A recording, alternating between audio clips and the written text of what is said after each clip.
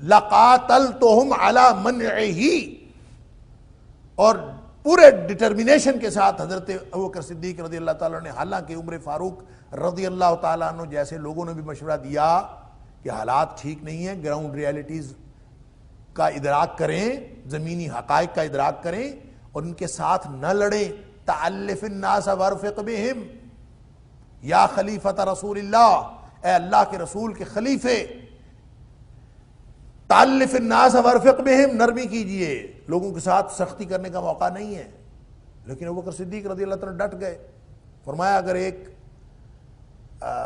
بکری باندھنے کی رسی، اونٹ باندھنے کی رسی یا بکری کا بچہ اقالن، اگر یہ ایک اقال بھی کم کریں گے، لو منعونی اقالا کانوا یؤدونہ علی عہد رسول اللہ صلی اللہ علیہ وسلم، جو اللہ کے رسول صلی اللہ علیہ وسلم کے زمانے میں ایک اقال، اونٹ باندھنے کی رسی کو بھی اقال کہتے ہیں، بکری کے بچے کو بھی اقال کہتے ہیں، ایک اقال بھی اگر یہ کم کریں گے، زکوٰۃ دینے سے پیچھے ہٹیں گے، لقاتلتہم علی منعہ، تو میں ان کے خلاف قتال کروں گا، لڑوں گا۔ دوسرا ارتداد وہ تھا کہ جو کلی ارتداد تھا کہ اسلام سے بالکل ہی لوگ منحرف ہو گئے تھے، ان میں سے دو قسم کے لوگ تھے، ایک تو وہ تھے جو مطلقاً اسلام کو چھوڑ گئے، اور ایک وہ تھے جو جھوٹے نبیوں کے پیروکار بن گئے، جو کاذب مدعیان نبوت ان کے پیچھے لگ گئے، مسیلمہ کذاب تھا اس کے پیچھے لگ گئے، اسود عنسی تھا اس کے پیچھے لگ گئے، طلحہ بن خویلد تھا اس کے پیچھے لگ گئے۔ تو یہ گویا تین قسم کا ارتداد تھا جو مسلمانوں کو دیکھنے کو ملا۔ اس آیت میں ایک تو خبر ہے اس کی کہ مستقبل میں یہ واقعہ پیش آئے گا، اور دوسرا اس کے اندر یہ خبر ہے کہ جو اس کے مقابلے میں ہوں گے وہ ان خصوصیات کے حامل لوگ ہوں گے۔ جو فتنہ ارتداد کا مقابلہ کریں گے ان سے اللہ محبت کرتا ہوگا، یعنی جو فتنہ ارتداد کا مقابلہ کریں گے ان سے اللہ محبت کرتا ہوگا، اور وہ اللہ کے محبوب ہوں گے، اور وہ خود بھی اللہ سے محبت کرتے ہوں گے، یحبہم ویحبونہ، وہ اللہ ان سے محبت کرتا ہوگا، وہ اللہ سے محبت کرتے ہوں گے، اور یہ لوگ اہل ایمان پر بڑے ہی نرم ہوں گے اور اہل کفار کے لیے بڑے سخت ہوں گے، اور یہ اللہ کے راستے میں اصل میں جہاد کریں گے، اور یہ ہیں جہاد کرنے والے اصل لوگ۔ اور ولا یخافون لومۃ لائم، اور کسی بھی ملامت کرنے والے کی ملامت کا ان کو کوئی خوف نہیں ہوگا کہ لوگ کیا باتیں کرتے ہیں۔ اور لہٰذا آپ دیکھ لیں حضرت ابوبکر صدیق رضی اللہ تعالیٰ اور آپ کے ساتھیوں کا جو کردار تھا وہ ایسا ہی کردار تھا۔ تو اس کا مطلب یہ ہوا کہ یہ کسی اسپیسیفک شخصیت کے لیے نہیں ہے، بلکہ یہ عمومی طور پر سارے مسلمانوں کا رویہ ہے، اور تمام صحابہ کرام اور تمام اہل ایمان جن کو اللہ تعالیٰ نے یہ کردار عطا فرمایا، یہ دو گروپ ہو گئے الگ الگ۔ وہ لوگ جو اسلام سے برگشتہ ہوئے، وہ لوگ جو اسلام پر ڈٹے رہے، اور اسلام پر ڈٹے رہے اور اس کردار کے ساتھ ڈٹے رہے، یہ گویا مدح ہے ان سارے صحابہ کی جنہوں نے یہ کردار ادا کیا۔ ذالک فضل اللہ یؤتیہ من یشاء، جس کو اللہ تعالیٰ یہ کردار عطا فرما دے، اس سے بڑا فضل اور کیا ہو سکتا ہے۔ ذالک فضل اللہ یؤتیہ من یشاء، یہ کسی کی کسبی بات نہیں ہے، یہ اللہ کی عطا ہے، اللہ تعالیٰ جس کو چاہے عطا فرما دے۔ واللہ واسع علیم، اللہ تعالیٰ بہت وسعتیں کرنے والا اور جاننے والا ہے۔ انما ولیکم اللہ ورسولہ والذین آمنوا الذین یقیمون الصلاۃ ویؤتون الزکاۃ وہم راکعون۔ سبحان اللہ۔ اب دیکھ لیجئے اگلی بات جو شروع ہو رہی انما سے شروع ہو رہی، انما کلمہ حصر ہے، اور کلمہ حصر کا معنی ہوتا ہے کہ اس کے بعد جو بات ہو رہی ہے وہ کلیہ قاعدے کی بات ہو رہی ہے، اور پیچھے ذکر ہوا کفار سے دوستی نہ کرنے کا، پیچھے حکم ہوا موالات چھوڑ دو، ان کے ساتھ کسی طرح کا قلبی تعلق نہ رکھو، پیچھے ذکر ہوا منافقین کے کردار کا، پیچھے ذکر ہوا اہل ایمان کے کردار کا۔ لہٰذا اب یہ دوستی ہوگی، دنیا میں دوستی دشمنی یہ تعلق تو رہے گا، گروپ بندی تو رہے گی، تو مسلمانوں کا بلاک کون سا ہونا چاہیے، مسلمانوں کو کس بلاک کے ساتھ تعلق رکھنا چاہیے؟ تو یہ فرما دیا اللہ تعالیٰ نے سورہ حشر میں کہ دنیا میں اصل میں دو ہی بلاک ہیں، جتنے مرضی گروپ بنتے رہیں اصل گروپ دو ہی، ایک ہے حزب اللہ، ایک ہے حزب الشیطان۔ اللہ کی فوج اللہ کا لشکر اور شیطان کا لشکر، بس دنیا میں دو ہی فوجیں ہیں، اصل بلاک دنیا میں دو ہی بنتے ہیں۔ تو مسلمان جب، یا مسلمانوں میں سے وہ لوگ جن کے دلوں میں بیماری ہے، جو اہل کفر کے لیے دوڑ دھوپ کرتے ہیں، ان کے لیے سرگرمیاں دکھاتے ہیں، ان کو یہ سمجھنا چاہیے کہ اہل ایمان کا دوست پوری دنیا میں سوائے اہل ایمان کے اور کوئی نہیں ہو سکتا۔ اللہ اکبر۔ مسلمانوں کا جو بلاک بنتا ہے، اہل ایمان کا جو بلاک بنتا ہے، وہ اہل کفر کے بلاک سے الگ ہوتا ہے۔ اپنا یہ جو لائن اپ ہے کہ کون کس کے ساتھ ہے، یہ ہر لمحہ ہو رہا ہوتا ہے، ہر مرحلے پہ، ہر قدم پہ انسان کا امتحان ہو رہا ہوتا ہے کہ انسان اللہ کی فوج کا سپاہی ہے یا شیطان کی فوج کا سپاہی۔ نبی اکرم صلی اللہ علیہ وآلہ وسلم نے فرمایا، صبح انسان فجر کے وقت جب کوئی شخص اٹھتا ہے نا، اسی وقت فیصلہ ہو جاتا ہے کہ کون شیطان کی فوج کا سپاہی ہے اور کون اللہ کی فوج کا سپاہی۔ صبح اٹھتے وقت فیصلہ ہو جاتا ہے۔ اور پھر نبی پاک صلی اللہ علیہ وسلم اس کی وضاحت فرمایا ایک شخص اٹھتا ہے، وہ پہلا کام یہ کرتا ہے کہ وہ اپنے طہارت وضو کا اہتمام کرتا ہے، اور اس کے بعد وہ سیدھا مسجد کو نکل جاتا ہے اللہ کے سامنے سجدہ ریز ہونے کے لیے۔ فرمایا یہ اللہ کی فوج کا سپاہی ہے، جو صبح صبح اٹھ کے نکلا، اور اس کا انفرادی عمل نماز پڑھنے کے لیے نکلا، طہارت کیا، طہارت وضو کا اہتمام کرنے کے بعد وہ نکلا ہے نماز کے لیے۔ فرمایا یہ اللہ کی فوج کا سپاہی ہے۔ اور دوسرا شخص صبح صبح اٹھا ہے، وہ اپنی نوکری کو چلا گیا، اپنے کاروبار کو چلا گیا، اس کو کوئی فکر نہیں ہے اس بات کی کہ میرا ایک خالق ہے، میرا ایک مالک ہے، مجھے اس کو راضی کرنا ہے، اس کو کچھ احکام ہیں، مجھے ان احکام کی پابندی کرنی ہے، اس کو کوئی فکر نہیں ہے۔ وہ اٹھتا ہے، وہ سوچتا ہے، سارے دن کی پلاننگ کرتا ہے، مجھے آج یہ کرنا ہے، فلاں کرنا ہے، فلاں کرنا ہے، کسی منڈی بازار کو نکل جاتا ہے، کہیں نکل جاتا ہے۔ فرمایا یہ شیطان کی فوج کا سپاہی ہے، اس کو فکر ہی نہیں ہے کہ میں نے اپنے اللہ کو راضی کرنا ہے۔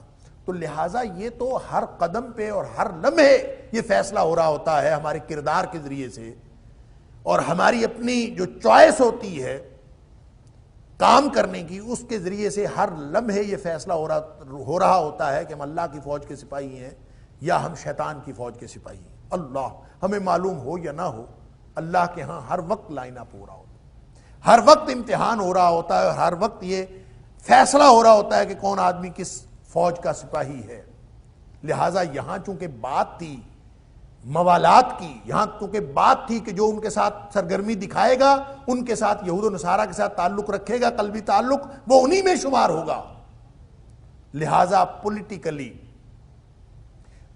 دنیا میں جو خارجہ پالیسی کے طور پر مسلمانوں کے ساتھ تعلق رکھیں یا پوری دنیا میں کیا بلاک بنائیں، کون سا بلاک ہے جو مسلمانوں کا دوستی کا بلاک بن سکتا ہے، تو وہ حزب اللہ ہی ہے جو مسلمانوں کی دوستی کا بلاک ہے۔ فرمایا وہ کیسے بنتا ہے؟ انما، اے مسلمانوں، اے مومنوں، ولیکم اللہ، تمہارا قلبی دوست، تمہارا ولی، تمہارا متصرف، تمہارا آقا، یعنی ہر معنی ولی کا، وہ کوئی اور ہو ہی نہیں سکتا۔ انما کلمہ حصر ہے، بس صرف ولیکم اللہ، تمہارا دوست تو اللہ ہے، تمہارا ولی، تمہارا کارساز، تمہارا جس سے تمہاری قلبی تعلق قائم ہو سکے، وہ اصل میں اللہ ہے، اور پھر وَرَسُولُهُ، اور پھر اللہ کا رسول ہے صلی اللہ علیہ وسلم۔ وَالَّذِينَ آمَنُوا، ایک ترتیب ہے، اللہ کا رسول صلی اللہ علیہ وسلم، وَالَّذِينَ آمَنُوا، اور تیسرا اہل ایمان جو اللہ اور اس کے رسول صلی اللہ علیہ وسلم کی اطاعت میں اور ان کے حکم کے مطابق زندگی گزارنے کے لیے ڈٹرمنڈ ہیں، یہ اہل ایمان، یہ تینوں مل کے ایک گروپ بنتا ہے، یہ ہے وہ گروپ۔ اللہ اکبر۔ جہاں سورہ منافقون میں یہ بات ہوئی نا، جب عبداللہ بن ابی نے کہا کہ لَنَخْرُجَنَّ الْأَعِزُّ مِنْهُمُ الْأَذَلُ، کہ ہم میں سے جو عزت والا ہے نا، ہم جب جا رہے ہیں نا مدینہ، تو مدینہ ہم جب داخل ہوں گے تو ہم میں سے جو عزت والا ہے وہ ذلت والے کو وہاں سے نکال دے گا۔ اس نے یہ حرزہ سرائی کی، گویا اس نے یہ سمجھا کہ ہم جو مدینے والے ہیں، ہم جو مدینہ میں رہنے والے ہیں، جو اصل باسی ہیں، ہم عزت والے ہیں، یہ مہاجرین باہر سے آئے ہیں، ہم نے ان کو عزت دی ہے تو ہم ان کو نکال باہر کریں گے. اور وہ یہ سمجھ رہا تھا کہ عزت ہمارے رقبے کی وجہ سے، ہمارے علاقے کی وجہ سے اور ہمارے مال و اسباب کی وجہ سے جو ہمارے پاس ہے، ہمارا شہر ہونے کی وجہ سے. عزت اور ذلت کا معیار یہ ہے کہ کسی کے پاس رقبہ ہو، اپنا علاقہ ہو، اپنا گھر ہو، اپنا شہر ہو، تو یہ عزت ہوتی ہے، تو ہم ان کو نکال دیں گے. تو اللہ تعالیٰ نے وہاں پہ فرمایا کہ عزتوں کا جو سیکوینس ہے، جو ناموس کا جو حفظ مراتب ہے، جو وہاں پہ جو عزتوں کا کے درجات ہیں، اس کو سمجھے. اللہ اکبر. کہ فَإِنَّ الْعِزَّةَ لِلَّهِ وَلِرَسُولِهِ وَلِلْمُؤْمِنِينَ. عزت کس کے لیے ہے؟ اصل عزت اللہ کی ہے، اور اللہ کے بعد اللہ کے رسول صلی اللہ علیہ وسلم کی ہے، اور اللہ کے رسول صلی اللہ علیہ وسلم کے بعد عزت ہے اہل ایمان کی عزت ہے. یہ عزتوں کا بھی ایک سیکوینس ہے، عزتوں کی بھی ایک ترتیب ہے. اور یہاں پہ اسی ترتیب کو ملحوظ رکھتے ہوئے فرمایا کہ اہل ایمان کا اگر کوئی ولی ہو سکتا ہے، کہ ان کا دوست ہو سکتا ہے، ان کا بلاک اگر بن سکتا ہے تو وہ بلاک یہی ہے. کون سا بلاک؟ انما ولیکم اللہ ورسولہ والذین آمنوا. تمہارا دوست، تمہارا اصل قلبی دوستی اللہ سے ہو سکتی ہے، اللہ کے رسول صلی اللہ علیہ وسلم سے ہو سکتی ہے. والذین آمنوا، یہ ہے تمہارا بلاک. کون سے اہل ایمان؟ صرف نام کے اہل ایمان نہیں. الذین یقیمون الصلاۃ ویؤتون الزکاۃ وہم راکعون. وہ اہل ایمان جو اللہ کے دیے ہوئے نظام اسلام پر عمل پیرا ہوتے ہیں. یقیمون الصلاۃ، تین چیزوں کا ذکر کیا بطور نمونہ کے، کہ وہ نماز کے سسٹم کو قائم کرتے ہیں. یؤتون الزکاۃ، زکوٰۃ کی ادائیگی کا اہتمام کرتے ہیں. وہم راکعون، اور جھکنے والے لوگ ہیں، اللہ کے سامنے سر تسلیم خم کر دینے والے لوگ ہیں. ایک تو اس کا مطلب وہم راکعون کا معنی رکوع کرنے والے ہیں. کیا مطلب؟ بالعموم ان کا رویہ یہ ہوتا ہے کہ انہوں نے اللہ کے حکم کے سامنے سر تسلیم خم کر دینا. فروتنی، عاجزی، یہ ان کا ایک عمومی رویہ ہے. جب یہ لوگ ہوں گے تو یہ ہے وہ بلاک جو مسلمانوں کا ولی. فرمایا وَمَن يَتَوَلَّ اللَّهَ وَرَسُولَهُ وَالَّذِينَ آمَنُوا. اب ان تینوں کو یاد رکھ لیجئے. وَمَن يَتَوَلَّ اللَّهَ، بات شروع ہوئی تھی مَن يَتَوَلَّهُم مِّنكُم، تم میں سے جو یہود و نصارہ کو اپنا ولی بنائے گا. فَإِنَّهُ مِنْهُمْ، وہ انہی میں سے ہو جائے گا، انہی میں شمار ہوگا. اور یہاں فرمایا کہ تم ان سے دوستیاں کرنے کی بجائے وَمَن يَتَوَلَّ اللَّهَ وَرَسُولَهُ، جو بھی اللہ کو اپنا ولی بنائے گا، اللہ کے رسول کو ولی بنائے گا، والذین آمنوا، اور ان کو ولی بنائے گا جو اہل ایمان ہیں، ان کے ساتھ اپنی دوستیاں رکھو، اس بلاک کے ساتھ جڑو. فرمایا فَإِنَّ حِزْبَ اللَّهِ هُمُ الْغَالِبُونَ. یہ مل کر اللہ کی فوج بنتی ہے. یہ ہے اللہ کا بلاک، یہ ہے اللہ کا لشکر. فَإِنَّ حِزْبَ اللَّهِ، یہ ہے حزب اللہ. اور جب یہ حزب اللہ بن جائے گا، ہم الغالبون، تو انہی کے مقدر میں اللہ نے غلبہ رکھا ہے. یہی لوگ غالب آنے والے ہیں، اور یہ ہو ہی نہیں سکتا کہ یہ لوگ غالب. کتب اللہ لأغلبن انا ورسلی. اللہ تعالیٰ نے جہاں حزب اللہ اور حزب الشیطان کی بات فرمائی سورہ حشر میں، فرمایا سورہ مجادلہ میں، تو فرمایا کہ کلیئر اور لکھی ہوئی بات ہے. کتب اللہ، اللہ نے لکھ رکھا ہے کہ اصل غلبہ وہ اللہ نے انا و رسولی، میں غالب آؤں گا اور میرا رسول غالب آئے گا. کتب اللہ لاغلبن انا و رسولی. جب اللہ اور اس کے رسول صلی اللہ علیہ وسلم غالب آئیں گے تو اللہ اور اس کے رسول صلی اللہ علیہ وسلم کے ساتھ جڑنے والے اہل ایمان کیوں نہیں غالب آئیں؟ لہٰذا اس بلاک کے ساتھ جڑو. دوستیوں کا اور دشمنیوں کا معیار یہ ہونا چاہیے الحب فی اللہ والبغض فی اللہ. ایمان کی بنیاد پر جو دوستیاں ہوں گی، ایمان کی بنیاد پر جو داخلہ اور خارجہ پالیسیاں بنیں گی. ہم خارجہ پالیسی بناتے ہیں، ہم بنیاد اس کی رکھتے ہیں اپنے مفادات، زمینی حقائق، مختلف دنیا کی چیزیں. جب ہم ان کو اپنا معیار بناتے ہیں اور خارجہ پالیسی کی بنیاد وہ بناتے ہیں تو وہ کبھی بھی کامیاب نہیں ہوتی. سورہ آل عمران میں ہم پڑھ آئے ہیں کہ اللہ تعالیٰ فرماتا ہے کہ ان ینصرکم اللہ فلا غالب لکم. اگر اللہ تمہاری مدد کرتا ہو نا، اے ایمان کا دعویٰ کرنے والو، ان ینصرکم اللہ فلا غالب لکم، اگر واقعتاً اللہ تمہاری مدد کر رہا ہو تو تمہارے اوپر دنیا کائنات میں کوئی غالب نہیں آ سکتا. وَإِن يَخْذُلْكُمْ، اور اگر اللہ ہی تمہیں چھوڑ جائے، کیونکہ اللہ ہی کی بنیاد پر، اللہ ہی کے بھروسے پر اور اسی عقیدے کی بنیاد پر تو تمہارا گروپ بنتا ہے، اسی بنیاد پر تو حزب اللہ بنتی ہے، اسی بنیاد پر تو اللہ کی فوج بنتی ہے. اور اگر تم نے اللہ ہی کو چھوڑ دیا یا اللہ نے تمہیں چھوڑ دیا، وَإِن يَخْذُلْكُمْ، اور اگر اللہ تمہیں چھوڑ جائے، فَمَنْ ذَا الَّذِي يَنْصُرُكُمْ مِنْ بَعْدِهِ، تو پھر دنیا کائنات میں تمہاری مدد کرنے والا کہاں سے آئے گا؟ کوئی مدد نہیں کرے گا. دنیا کے سارے ممالک مل جائیں، اللہ اگر تمہیں چھوڑ جائے تو وہ تمہاری مدد نہیں کر سکتا. اللہ اکبر. کافر اسباب کی بنیاد پر اور افرادی قوت کی بنیاد پر وہ زندہ رہ سکتے ہیں، وہ غلبہ حاصل کر سکتے ہیں. اہل ایمان کے لیے جو غلبے کی شرط ہے وہ یہی ہے کہ وَأَنْتُمُ الْأَعْلَوْنَ إِن كُنتُم مُؤْمِنِينَ، اگر تم مومن ہوگے تو عروج اور غلبہ تمہارا مقدر ہوگا، وگرنہ تمہیں کچھ نہیں ملے گا. اللہ اکبر. لہذا یہ جو آیت نمبر 56 ہے، اس رکوع کی آخری آیت، اس میں یہ فیصلہ فرما دیا کہ ادھر اپنی سرگرمیاں رکھنے کی بجائے اہل ایمان کی طرف اس بلاک کے ساتھ سرگرمیاں رکھو. وَمَن يَتَوَلَّ اللَّهَ وَرَسُولَهُ وَالَّذِينَ آمَنُوا، جو کوئی بھی اللہ اور اس کے رسول صلی اللہ علیہ وسلم اور اہل ایمان کے ساتھ دوستی کا تعلق رکھے گا، قلبی دوستی رکھے گا، فَإِنَّ حِزْبَ اللَّهِ هُمُ الْغَالِبُونَ، یہ اللہ کی فوج بنتی ہے، اللہ کا لشکر بنتا ہے، اور یہی اللہ کا گروہ ہے اور یہی کامیاب ہوگا، یہی غالب آئیں گے. یا ایھا الذین آمنوا لا تتخذوا الذین اتخذوا دینکم ہزوا ولعبا، اے اہل ایمان، لا تتخذوا، ان کو بھی نہ بناؤ، الذین اتخذوا دینکم ہزوا ولعبا، جو تمہارے دین کو ہنسی اور کھیل سمجھتے ہیں، جو مذاق اڑاتے ہیں اور کھیل سمجھتے ہیں، ان کو بھی تم دوست نہ بناؤ. من الذین اوتوا الکتاب من قبلکم، کچھ تو ان لوگوں میں سے ہیں جن کو کتاب دی گئی تم سے پہلے، یعنی اہل کتاب میں سے بھی ایسے لوگ ہیں جو تمہارے دین کو ہنسی اور مذاق بناتے ہیں.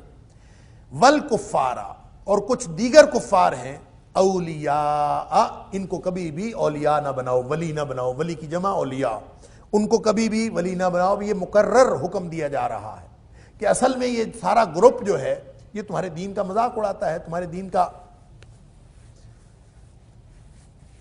یہ اصل میں تمہارے دین کا مذاق اڑاتا ہے اور دین کو کھیل تماشا سمجھتا ہے. اللہ اکبر. کسی بھی طرح کی دین کے بارے میں ہنسی اور مذاق کا رویہ رکھنا، تمسخر اڑانا، دینی شعائر کی بے حرمتی کرنا کسی بھی طرح کی، چاہے وہ اپنے آپ کو اس مسلمان کہتا ہو، چاہے کافر کہتا ہو، چاہے وہ اپنے آپ کو کافر بناتا ہو، چاہے وہ یہود و نصارہ میں سے ہو، اور چاہے وہ دیگر کفار مشرکین اس سے مراد ان میں سے ہو، کوئی بھی ہو. فرمایا جو تمہارے دین کا مذاق اڑاتا ہے وہ کبھی بھی تمہارا نہیں ہو سکتا، لہذا ان کے ساتھ کبھی دوستیاں نہیں کرنی، چاہے وہ کوئی ہو. دینی شاعر کا مذاق اڑانے والا، اس کے ساتھ تعلق نہیں رکھنا، اس کو ولی نہیں بنانا. واتقوا اللہ، اللہ سے ڈرتے رہو. ان کنتم مومنین، اگر مومن ہو تو پھر زندگی کا ترجیحی نقطہ یہی رکھنا ہے، واتقوا اللہ. ہر لمحہ یہ احساس رہے کہ مجھ سے کوئی چھوٹے سے چھوٹا کام ایسا سرزد نہ ہو جائے جو اللہ کی ناراضگی کا باعث بن سکتا ہے، اور کوئی چھوٹے سے چھوٹا کام ایسا ہونے سے رہ نہ جائے جو اللہ کی رضامندی کا باعث بن سکتا ہے. اگر یہ طرز عمل اختیار کرو گے تو یہ ہے واتقوا اللہ. اس احساس پر زندگی گزارو، اس احساس کے مطابق اپنا کردار بناؤ. ان کنتم مومنین، اگر تم واقعی مومن ہو تو اپنی زندگی کو اس ترجیحی نقطے پر گزارنے کی کوشش کرو.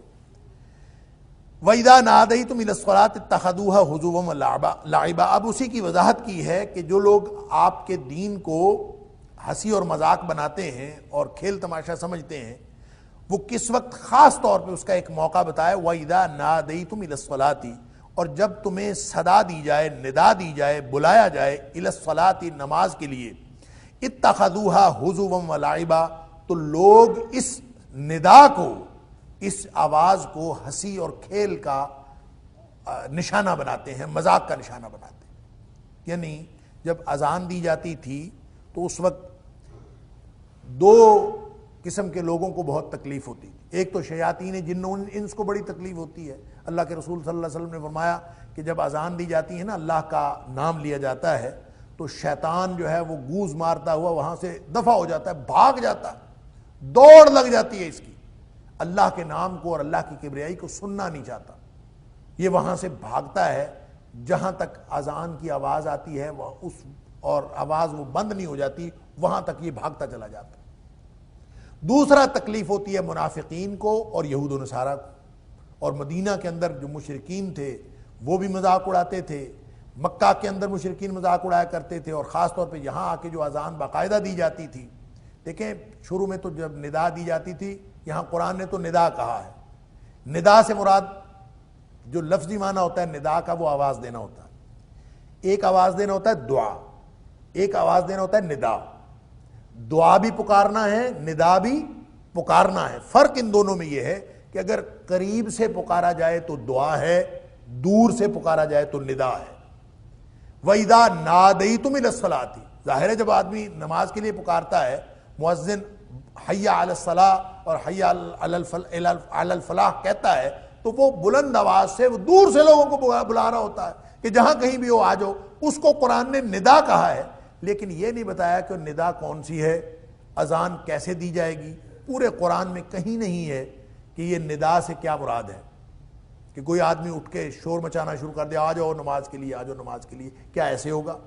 اس کا کیا طریقہ ہوگا؟ اس کا طریقہ پورے قرآن میں کوئی نہیں. اس ندا سے کیا مراد ہے؟ اس ندا سے مراد اذان ہے جو نبی اکرم صلی اللہ علیہ وسلم نے سکھائی. اس کو اللہ نے تو صرف انڈورس کیا ہے کہ جب بھی تم اذان دیتے ہو تو یہ لوگ اس کا مذاق اڑاتے ہیں. تو اس کا مطلب یہ ہوا کہ نبی اکرم صلی اللہ علیہ وسلم کو جو کوئی ندا سکھائی گئی ہے وہ اللہ کی طرف سے سکھائی گئی ہے. لہٰذا جو نبی پاک صلی اللہ علیہ وسلم کا فرمان ہوتا ہے وہ بھی اصل میں وحی الہی ہوتی ہے.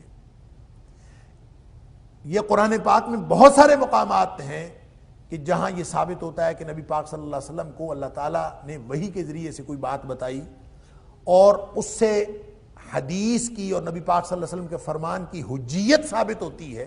یہ مقام بھی انہی مقامات میں سے ایک مقام ہے کہ وَإِذَا نَادَيْتُمْ إِلَى الصَّلَاةِ، کہ جب بھی تمہیں نماز کے لیے پکارا جائے یعنی اذان دی جائے، اتخذوها ہزوا ولعبا. اور یہ بدبخت چاہے وہ مشرکین ہیں، چاہے وہ یہود و نصارہ ہیں، چاہے منافقین ہیں، ان کو بڑی تکلیف ہوتی ہے اور وہ اس وقت شور مچاتے ہیں اور طرح طرح کے مذاق اڑاتے ہیں. ذَلِكَ بِأَنَّهُمْ قَوْمٌ لَا يَعْقِلُونَ. ان کو کیا معلوم کہ اس اذان کا کیا مطلب ہے. اللہ اکبر. آج بھی لوگ لاؤڈ سپیکر میں اذان ہوتی ہے اور مساجد میں لاؤڈ سپیکر لگے ہوئے ہیں اور اذانوں کا ایک سلسلہ شروع ہو جاتا ہے. آج بھی لوگ ان اذانوں کا مذاق اڑانے والے موجود ہیں، اپنے آپ کو مسلمان کہنے والے بھی اور اپنے آپ کو مسلمان نہ کہنے والے. وہ تو خیر ان کی تو بات ہی اور ہے. اس کا جو بھی مذاق اڑائیں گے فرمایا وہ تمہارے دوست نہیں ہو سکتے. جن کا یہ رویہ ہوتا ہے وہ کبھی دوست نہیں تمہارے ہو سکتے. اور جو بھی دینی شاعر کا مذاق اڑاتے ہیں، چاہے وہ اذان کا مذاق ہو، چاہے نماز کا مذاق ہو. مولویوں کی عادت پڑی ہوتی ہے، لو مولوی اٹھ کے کھڑا ہو گیا ہے، لو جی مولوی صبح صبح اٹھ کے اس کو اور کوئی کام نہیں سوجھا، یہ بس سپیکر کھولتا ہے اور اذان کہنا شروع کر دیتا ہے. اس طرح کی بات کہنا یہ اتنا بڑا گناہ ہے کہ خطرہ ہے کہ ایسا کہنے والا انہی میں شامل ہو جائے. اللہ تعالیٰ معاف فرمائے. نبی اکرم صلی اللہ علیہ وسلم نے فرمایا جب اذان آتی ہے نا اس کو غور سے سننا چاہیے. اذان شروع ہو تو فوراً توجہ سے باتیں بند کر دو، گفتگو بند کر دو، توجہ سے اذان سنو. اور جب مؤذن جو کچھ کہے اس کے ساتھ ساتھ تم بھی کہتے جاؤ، تاکہ یعنی اس کو ریپیٹ کرتے جاؤ جو کچھ اس نے کہا ہے. اور پوری اذان اسی طرح سے وہ ریپیٹ کرتے جاؤ. جب وہ حی علی الصلاۃ کہتا ہے اور حی علی الفلاح کہتا ہے اس موقع پر لا حول ولا قوت الا باللہ کہہ دو. اور بعض لوگوں نے یہ فرق بھی کیا ہے کہ جب مؤذن حی علی الصلاۃ کہے تو لا حول ولا قوت الا باللہ کہنا ہے، اور جب مؤذن حی علی الفلاح کہے تو لا حول ولا قوت الا باللہ العلی العظیم کہنا. یعنی یہ فرق بھی کیا. بہرحال ان دونوں میں سے جو بھی کہہ دیا جائے. اور یوں جیسے جیسے مؤذن نے کہا ویسے ویسے اس کے پیچھے کہتے جاؤ. اور جب وہ مکمل کر لے اذان تو اس کے بعد نبی پاک صلی اللہ علیہ وسلم نے ایک دعا سکھائی. فرمایا جو شخص یہ دعا پڑھ لیتا ہے، اذان بھی سنی، مؤذن کا اذان کا جواب بھی دیا اور بعد میں یہ دعا پڑھ لی، تو فرمایا اس کے اوپر میری شفاعت واجب ہو جاتی ہے۔ یعنی یہ اتنا بڑا عمل ہے، نبی کریم صلی اللہ علیہ وسلم کی شفاعت واجب ہو جائے، اس کا مطلب ہے جنت واجب ہو گئی۔ اور دعا یہ کرنی ہے کہ اللہ نبی کریم صلی اللہ علیہ وسلم کو وسیلہ عطا فرما، وہ وسیلہ جو جنت الفردوس کے اندر اعلیٰ ترین مقام ہے، جو سوائے نبی اکرم صلی اللہ علیہ وسلم کو کسی اور کو نہیں ملنا۔ اسی مقام کا نام مقام محمود ہے، تعریف کیا گیا بہترین مقام۔ جو شخص اس کے لیے دعا کرتا ہے، نبی کریم صلی اللہ علیہ وسلم نے وہ دعا سکھائی، تو طریقہ یہی ہے کہ اذان سنی جائے احترام کے ساتھ، اس کے بعد درود شریف پڑھا جائے، اور درود شریف پڑھنے کے بعد وہ دعا پڑھ لی جائے۔ انشاءاللہ یہ چھوٹا سا عمل اتنے بڑے نتائج کا حامل ہے کہ یہ ہمیں جنت میں لے جا سکتا ہے، ہمارے اوپر نبی پاک صلی اللہ علیہ وسلم کی شفاعت واجب ہو سکتی ہے۔ اللہ اکبر۔ اور چونکہ آج کل اذانیں بہت ساری ہوتی ہیں تو یہ بھی کنفیوژن ہوتا ہے کتنی کا اذانیں سنیں، پھر لوگوں کو یہ بھی پریشانی ہونا شروع ہو جاتی ہے۔ تو سن لیجئے، ایک وقت کی جو ایک اذان ہے کم از کم وہ سننا واجب ہے، اور اس کے اوپر وہ ضروری ہے کہ وہ اس کو سنیں اور سننے کے ساتھ ساتھ اس کا جواب دیں۔ اور ایک اذان جب آپ نے سن لی ہے اور اس کے بعد دعا پڑھ لی ہے تو ساری اذانوں کو سننا اور ساری اذانوں پر جواب دینا یہ ضروری نہیں ہے۔ ایک دفعہ جب آپ نے یہ سب کچھ کر لیا تو انشاءاللہ اللہ تعالیٰ کی طرف سے اس اجر کے آپ مستحق ہو جائیں گے۔ قل یا اہل الکتاب هل تنقمون منا الا ان آمنا باللہ وما انزل الینا وما انزل من قبل وان اکثرکم فاسقون۔ اب اہل کفر کو اور خاص طور پہ اہل کتاب کو، ان کو نبی کریم صلی اللہ علیہ وآلہ وسلم سے فرمایا جا رہا ہے کہ اے حبیب صلی اللہ علیہ وسلم آپ ذرا ان سے خطاب کریں، ان سے پوچھیں کہ یا اہل الکتاب، اے یہودیوں اور عیسائیوں، تمہاری اور ہماری دشمنی کس بات کی؟ کس وجہ سے تم لوگ ہمارے دشمن ہو؟ کیوں ہمارے خلاف ہو؟ کیوں دشمنیاں ہمارے خلاف کرتے ہو؟ پیچھے فرمایا تھا بعضکم اولیاء بعض، وہ آپس میں ایک دوسرے کے دوست ہیں۔ حالانکہ یہودیوں کے اور عیسائیوں کے آپس میں جو عقائد ہیں وہ نہیں ملتے۔ یہودی اپنے طور پہ حضرت موسیٰ علیہ السلام کی پیروی کا دعویٰ کرتے ہیں، اور عیسائی حضرت عیسیٰ علیہ السلام کی پیروی کا دعویٰ کرتے ہیں۔ یہودی حضرت عیسیٰ علیہ السلام کو نبی نہیں مانتے، عیسائیوں نے الوہیت کے مقام تک پہنچا دیا۔ تو عیسائی حضرت عیسیٰ علیہ السلام کی شخصیت میں، ان کی ذات میں مبالغہ کرتے ہیں، اور مبالغہ کرتے ہوئے الوہیت کے مقام تک پہنچا دیتے ہیں۔ یہودی ان کو نبی ہی نہیں مانتے سرے سے، اور مسلمان موسیٰ علیہ السلام کو بھی نبی مانتے ہیں، عیسیٰ علیہ السلام کو بھی نبی مانتے ہیں۔ لہٰذا عیسائیوں کو بنیادی طور پر مسلمانوں کے قریب ہونا چاہیے، اور جو اپنی مزعومہ جو کاروائی کی تھی یہودیوں نے کہ حضرت عیسیٰ علیہ السلام کو سولی پہ چڑھا دیا تھا اور اپنی طرف سے ان کو قتل کر دیا تھا، جو کہ اللہ تعالیٰ فرماتا ہے کہ بالکل غلط عقیدہ ہے۔ اللہ نے ان کو اٹھا لیا تھا، وما قتلوہ یقینا، یقینی بات ہے کہ انہوں نے حضرت عیسیٰ علیہ السلام کو ذرہ بھر کوئی نقصان نہیں پہنچایا۔ وما قتلوہ یقینا، ان کو قتل نہیں کیا۔ ما صلبوہ وما قتلوہ ولکن شبہ لہم، یہ سارے شبہ میں پڑے ہوئے ہیں، ان کو کچھ نہیں پتا کہ ہوا کیا ہے۔ اللہ اکبر۔ تو یہودیوں نے تو دشمنی کی تھی حضرت عیسیٰ علیہ السلام کے ساتھ، لہٰذا قدرتی طور پر اور فطری طور پر اور طبعی طور پر یہودیوں کو ایک طرف ہونا چاہیے، عیسائیوں اور مسلمانوں کو ایک قریب ہونا چاہیے۔ اور آگے اللہ تعالیٰ نے فرمایا بھی ہے کہ جو طبعی اور فطری جو لگاؤ ہے وہ عیسائیوں کا مسلمانوں کے ساتھ ہونا چاہیے، لیکن کیا ہے کہ بعضهم اولیاء بعض، آپس میں اتنی دشمنیاں ہونے کے باوجود یہ آپس میں ایک دوسرے کے دوست ہیں۔ اللہ اکبر۔ اور یہاں اللہ تعالیٰ نے فرمایا کہ ان اہل کتاب سے، یہودیوں اور عیسائیوں سے پوچھو کہ یہ جو تم نے مسلمانوں کے خلاف ایک بلاک بنایا ہوا ہے، جب کبھی اکٹھے ہوتے ہیں تو یہودی اور عیسائی اکٹھے ہو کے مسلمانوں کے خلاف لڑتے ہیں، تو یہ جب تم ہم سے لڑتے ہو تو هل تنقمون منا، کہ تم ہم سے کیوں لڑتے ہو؟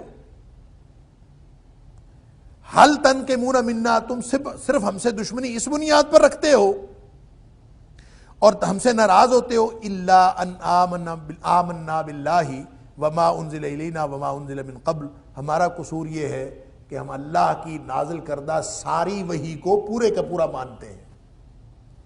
جو کچھ ہم اللہ پر ایمان رکھتے ہیں اور اس چیز پر بھی ایمان رکھتے ہیں جو ہماری طرف نازل ہوا یعنی اللہ کا قرآن.